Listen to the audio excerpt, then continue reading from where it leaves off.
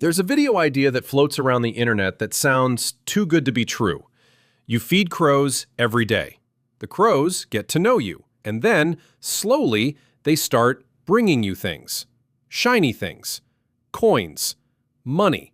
Until one day, you're basically running a free money glitch, with a flock of feathered employees flying around the neighborhood, robbing the streets and dropping cash at your feet. It sounds insane. It sounds like a joke. But here's the unsettling part.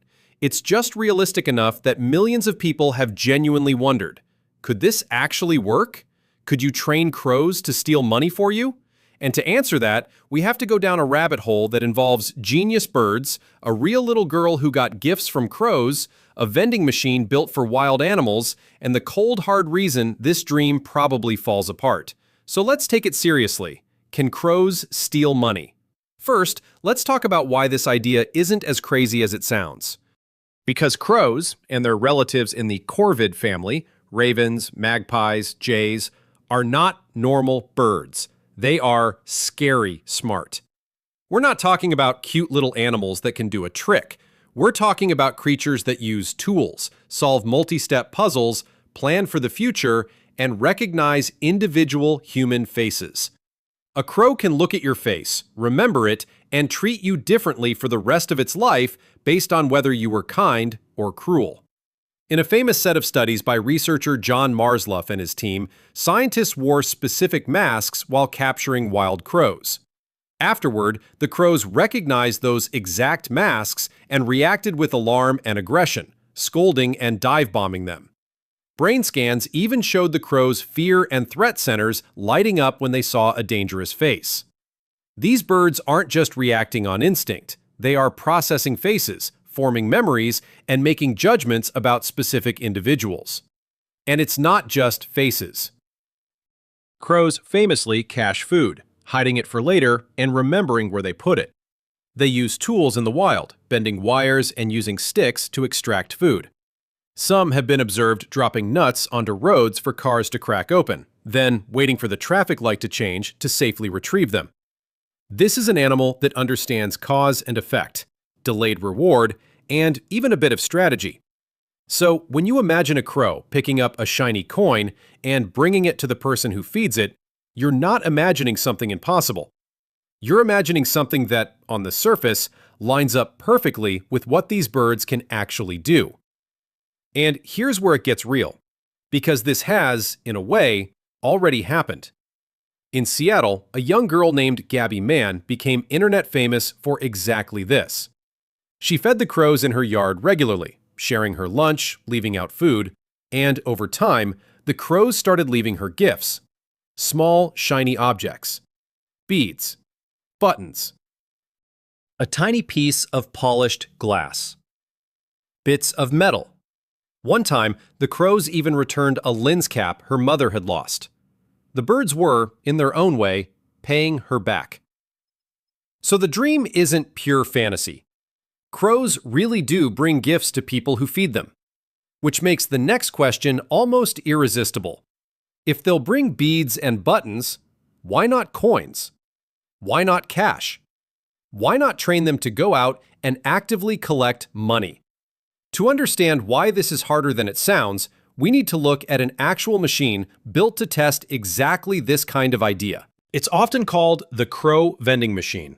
The concept, popularized in a well-known talk by inventor Joshua Klein, is simple but brilliant. You build a small machine. When a crow drops a coin into a slot, the machine dispenses a peanut. The idea is to train wild crows to find coins lying around, bring them to the machine, and trade them for food. And the core of this idea genuinely works. A crow can absolutely learn a sequence like this.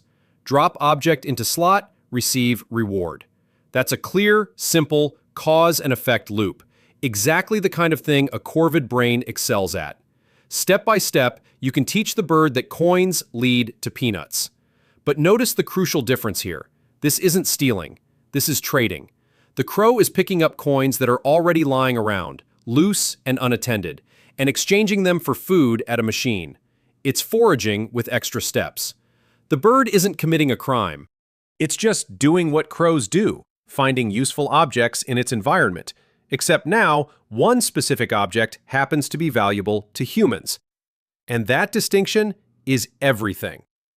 Because the fantasy version, the free money glitch, requires something much more complicated. It requires the crow to understand that money is valuable, to understand the concept of ownership, that the coin in someone's pocket belongs to them, and to deliberately take it and bring it back to you. And that is where the whole dream collapses. Here's the problem. A crow has no concept of money. To a crow, a coin is just a small, shiny metallic object. It has no idea that it represents value, that it can buy things, that humans will fight over it. A shiny bottle cap is just as interesting to a crow as a shiny coin. Maybe more interesting if it's bigger and brighter. So even if you train a crow to bring you shiny objects, you won't get a neat little pile of coins. You'll get chaos.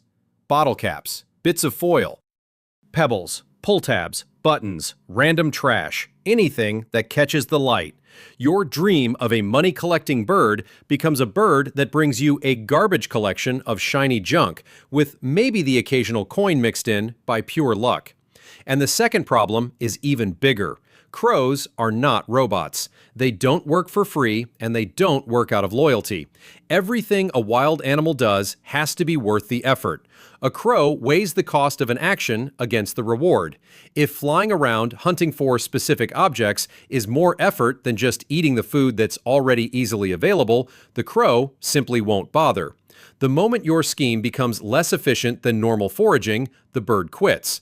There's no employee handbook. There's only the brutal economics of survival. Then there's the issue of stealing from people directly. The free money glitch imagines crows swooping into pockets, grabbing cash from open hands, lifting wallets like tiny feathered pickpockets.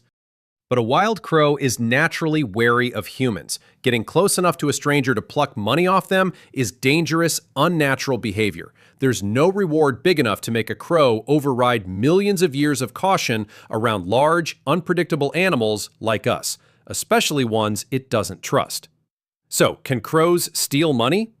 Honestly, no, not in the way the meme imagines. They don't understand money, they'll bring you junk as often as coins, they'll quit the second it's not worth their time, and they have no reason to risk robbing a stranger. The free money glitch is a fantasy. But here's the twist that makes the truth better than the myth. What crows can actually do is arguably stranger and more valuable than money. A crow can learn your face out of thousands. It can remember you for years. It can decide, on its own, that you are worth trusting, and start bringing you small treasures it found, not because you trained it, but because in some crow-shaped way, it considers you a friend. You can't get a wild animal to fill your wallet, but you can get one to choose you. And honestly, a flock of brilliant birds that recognize you, remember you, and leave gifts at your door is a far rarer kind of rich than a pocket full of coins.